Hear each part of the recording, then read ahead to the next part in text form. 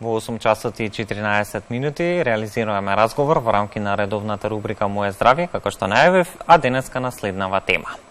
Мозочниот удар представува водечка причина за телесна онеспособеност и е меѓу водечките причини за смртност во светот. Екстремно високите температури во летниот период резултираат со зголемување на бројот на пациенти со мозочни удари. Лекарите потсетуваат да не се изложуваме на сонце во најтоплиот период од денот.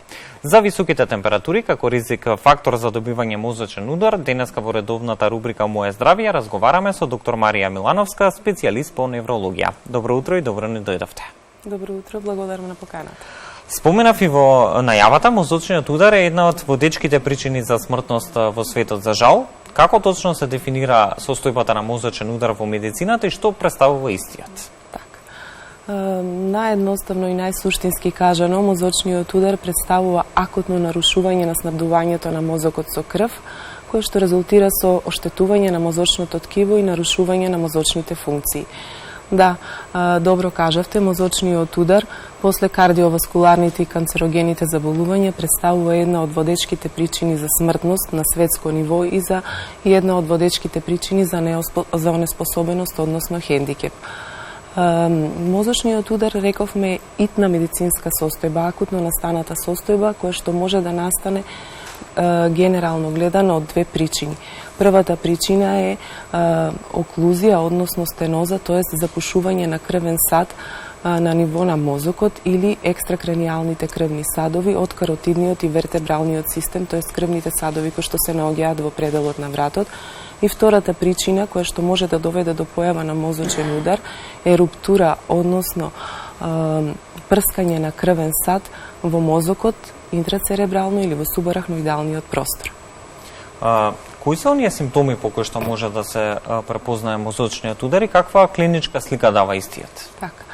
Најчесто симптомите по кои што симптомите настануваат акутно. Мозочниот удар е медицинска итност, акутно животно загрозувачка состојба, а симптомите по кои што може да се препознае најчесто се слабост на едната половина на телото и лицето, односно слабост на раката и ногата, или хемиплегија, слабост на една половина на лицето, односно пареза на лицевата мускулатура, отежнат говор, понекогаш колку се мозочните удари доволно големи, односно зафаќаат поголема површина на мозочното ткиво, може да се манифестираат со акутно настаната коматозна состојба.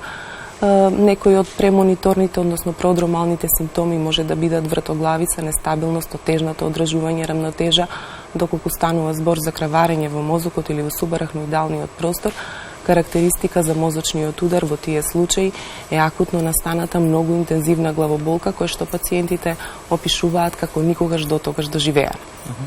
Колку овие симптоми се унифицирани, да речам подеднакво се јавуваат кај сите или сепак секој пациент е приказна за себе? Генерално, кога станува збор за мозочни удари од исхемична природа, симптомите на мозочниот удар се унифицирани и лесно препознатливи, дури и луѓе кои што и од страна на обичните луѓе кои што не се од областа на медицината. Најчесто исхемичните мозочни удари се манифестираат со слабост или одземеност на една половина на телото, раката, ногата, лицето, и тоа е првиот аларм, односно знак дека настанал мозочен удар.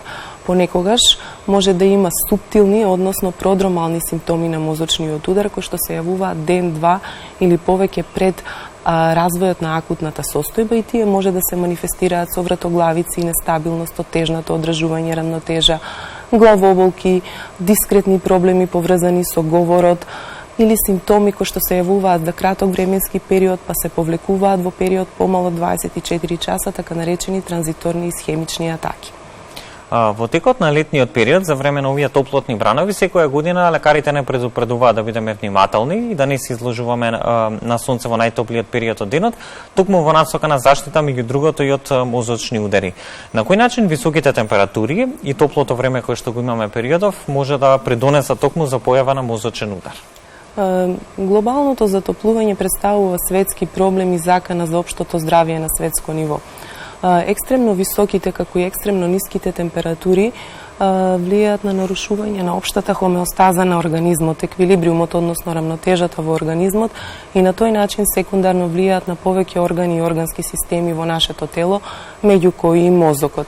Иницијално високите температури доведуваат до нарушување на метаболизмот, доведуваат до електролитен дисбаланс, може да доведат до зголемена евапорација, односно потење во текот на денот и индиректно да го зголемат артерискиот крвен притисок, да ја нарушат срцевата акција и на тој начин да го компрометираат крвоснабдувањето на мозокот и секундарно да доведат до ризик или класична појава на мозочен удар. Ајде да слушнеме од прва рака вие да ни пренесете каква е состојбата во моментов на терен, дали периодов регистрирате зголемен број на пациенти токму со мозочни удари како резултат на високите температури?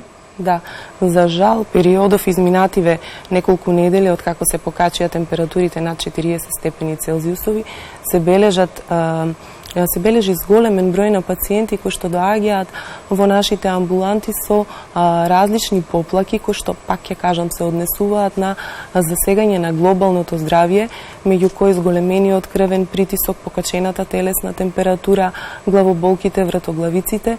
Можам да кажам дека во изминатиот период се бележи и зголемување на стапката на бројот на мозочни удари.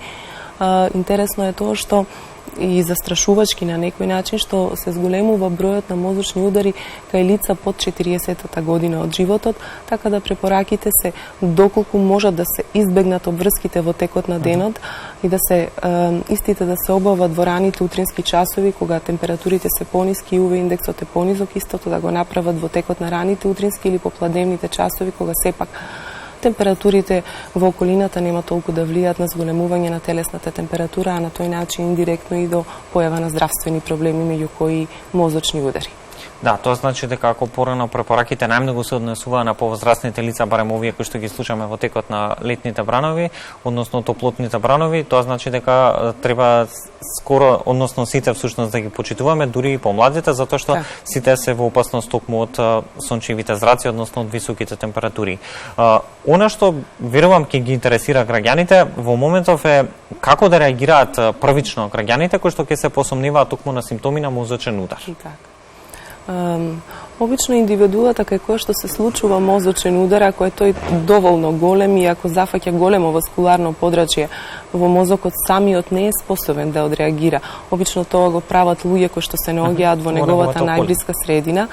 Така да, што е можно побрзо да се транспортира до најблискиот медицински центар, каде што ќе му се укаже првична помош, каде што ќе бидат обезбедени сите витални параметри, а потоа да се однеси до регионалниот центар, каде што мозочниот удар ќе биде адекватно третиран, пациентот ќе биде згрижен и ќе биде подвргнат на понатамошна евалуација и третман.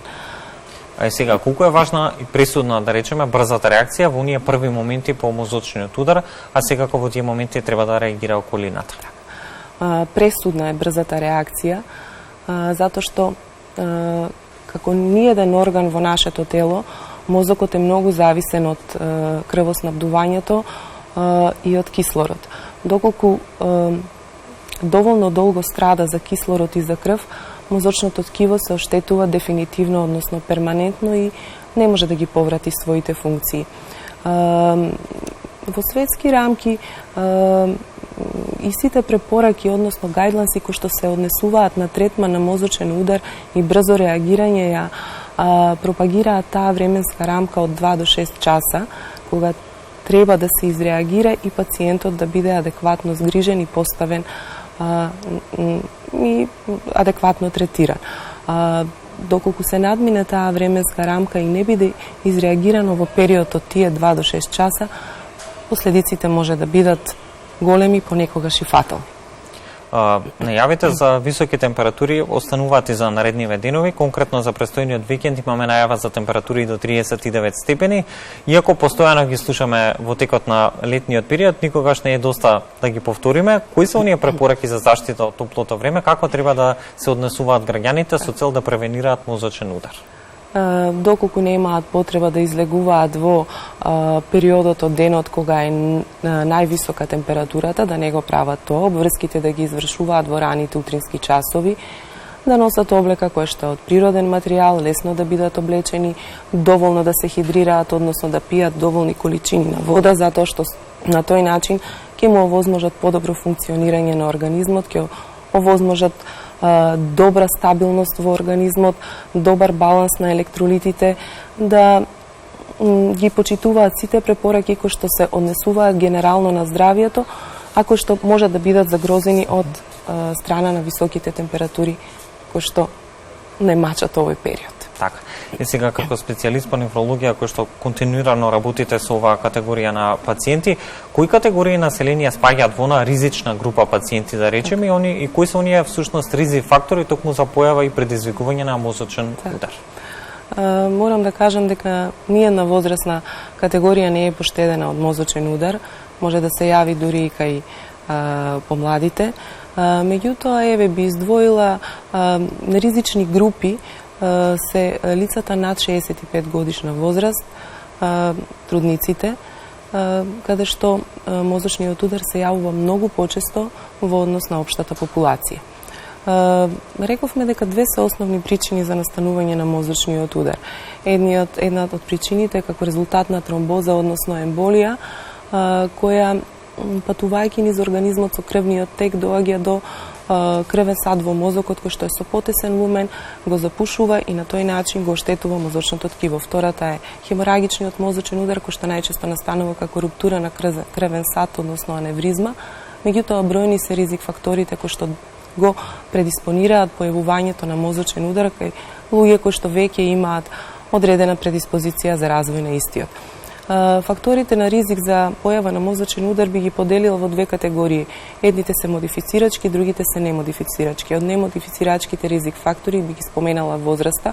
Рековме, значи, кај лица на 65 годишна возраст поголема е веројатноста да се појави мозочен удар. Полот исто така, кај мажите почесто се јавува во однос на жените. И се разбира наследниот фактор, односно генетиката. Многу е поголема веројатноста мозочен удар да се јави кај лица чии што предци, односно родители, имале мозочен удар. Од друга страна, така наречените модифицирачки ризик фактори се пред се стилот на живот, физичката активност, потоа високиот крвен притисок, високите вредности на шекер и холестерол во крвта, гојазноста, прекумерното консумирање на никотин и алкохол и забранети супстанции. Сето тоа се фактори на кои што можеме директно да влијаеме доколку го смениме стилот на живот. Споминавте, се почесто и младите страдаат од мозочни удари. Да направиме една општа констатација. Од вашето искуство досега, како се движи старосната граница токму на жртвите од мозочен удар од година во година?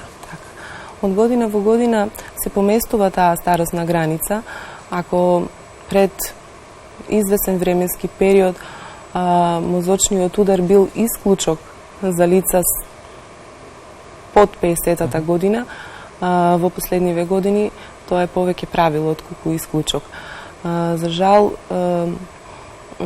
глобалните промени, стилот на живот, секојдневните обврски, стресот кој што не обременува во секојдневниот живот, недоволниот одмор, лошата исхрана, немањето физичка активност, се токму тие ризик фактори кои што забразуваат некои процеси во организмот, како што се атеросклерозата, високиот крвен притисок, кои што се предиспонирачки фактори, односно ризик за појава на мозочен удар и кај помладата популација. Да, се тоа што го споменавте, очигледно си го зема танокот и токму затоа мора да посветиме повеќе внимание на заштита на нашето здравје. Кога веќе говориме за мозочниот удар како состојба, како точно се диагностицира мозочниот удар? Така. Не може да не се препознае мозочен удар. Ако е во нешто благороден, тоа е во диагностицирањето. Кога имате пред вас пациент кој што е со нарушена состојба на свест, одземеност на едната половина на телото, нема друга опција освен мозочен удар. Дефинитивната диагноза е најчесто клиничка, значи врз основа на презентирање на клиничките симптоми и знаци. Неврологот тоа секако ќе го препознае. Меѓутоа, дополнителни диагностички средства за додиагностицирање, односно до диференцирање дали станува збор за исхемичен мозочен удар, тромбоза или емболија или хеморагија, тоа е структура на аневризма, се поставува со помош на така наречените невроимиджинг методи од типот на компјутерска томографија и магнетна резонанца. За сето тоа да биде прецизно диагностицирано. Која е онаа терапија која што се преминува кај лицата со мозочен удар? Каков е третманот кој што следи потоа? Третманот мора да биде акутен, односно многу брз. Исто како што акутно, односно бргу настанува мозочниот удар, таков треба да биде и третманот. Затоа рековме дека мозочниот удар е медицинска итност. Постојат неколку критериуми кои што треба да бидат задоволени за да пациентот биде поставен на така наречена тромболитична терапија. Во светски рамки, па и кај нас, во последно време се промовира така наречената тромболитична терапија. Меѓутоа, за да таа биде применета кај пациент со мозочен удар, мора пациентот во период од најмногу 6 часа да биде транспортиран до регионален центар, кој што се бави сушно со третман на мозочни удари, каде што таа така наречена тромболитична терапија ќе биде извршена.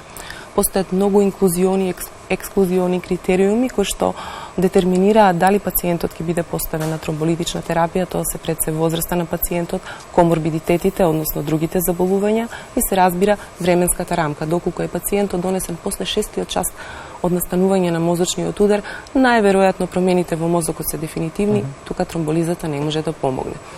Најкласична терапија која што се користи во третман, а понатаму и во превенција на мозочен удар се така наречените лекови кои што разредуваат крвта и не дозволуваат повторно формирање на тромби, односно емболуси. Тоа се така наречените орални антиагрегациони и антикоагулантни лекови кои што треба редовно да бидат земани од страна на пациентите и кои што се користат во третман кај хоспитализирани пациенти.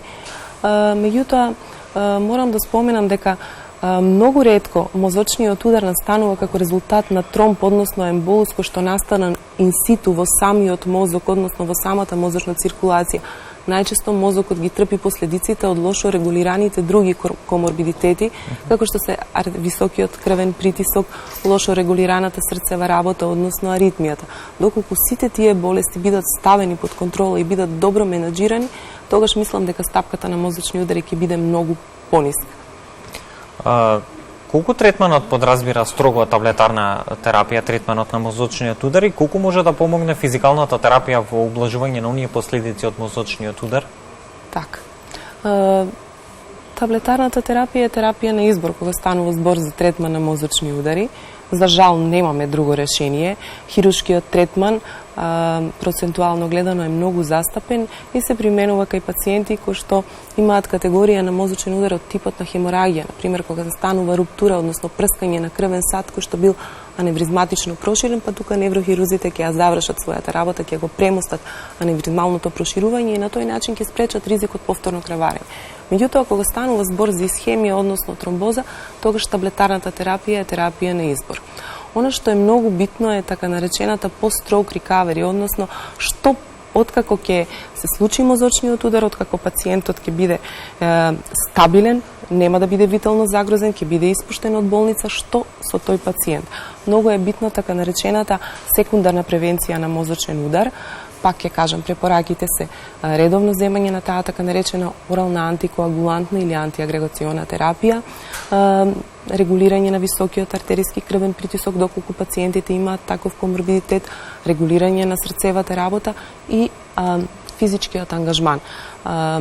Зависно од степенот на хендикепираност, односно степенот на невролошкиот дефицит, таква ќе биде и физикалната терапија. Препорачливо е неколку дена по настанување на мозочниот удар, кога пациентот ќе биде витално стабилен, да се почне со физикална терапија, односно така наречено вертикализирање. Пациентот не смее да лежи 24 часа затоа што постои ризик од развој на декупитални рани. Значи физикалната терапија, освен таблетарната терапија која што ќе спречи повторно јавување на мозочен удар, е круцијална во оспособувањето на пациентите со мозочен удар и стегнување на нивната автономност во активностите на секојдневното живење. Колку време трае процесот на рехабилитација по мозочен удар и дали во најголем број од случаите мозочниот удар остава трајни последици токму кај пациентите? Пак ќе кажам, се зависи од степенот на неспособеност, односно хендикепираност, а тоа зависи од големината на инфарктното подрачје.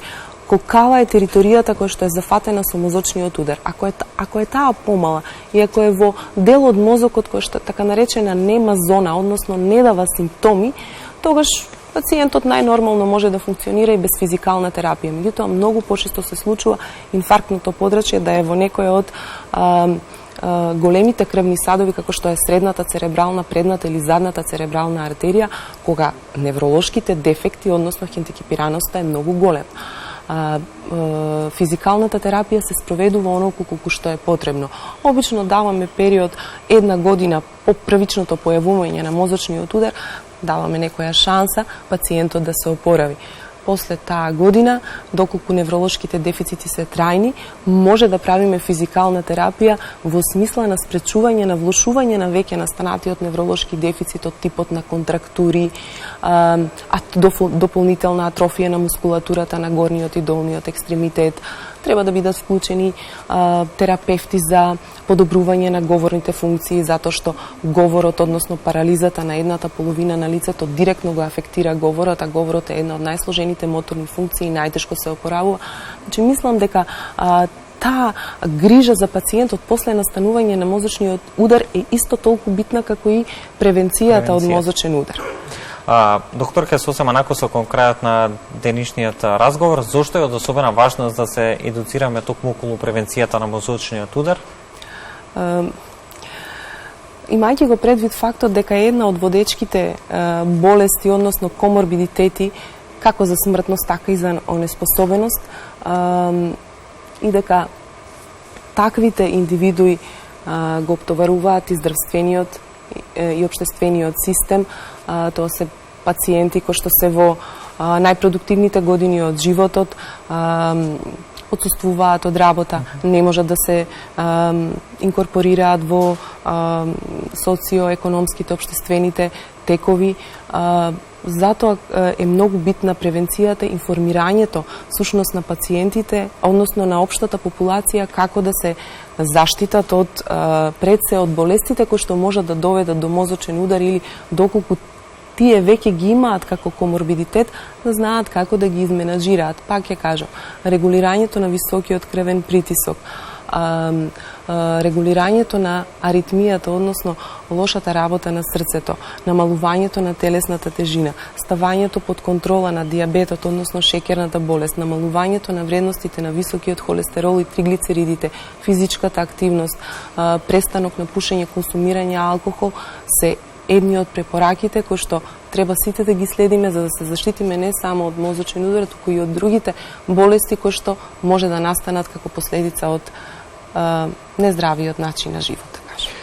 Доктор Милановска, благодарам за тоа што позитивно одговоривте на нашата покана да гостувате во утринската програма на Македонската телевизија. Повторно ќе констатираме кај нас истражувањата велат дека секој втор смртен случај од некое срцево заболување, вклучително тука и мозочниот удар, и токму затоа превенцијата и навременото препознавање на симптомите на мозочниот удар треба да биде всушност приоритет за сите нас. Благодарам уште еднаш за гостувањето. Благодарам и вам.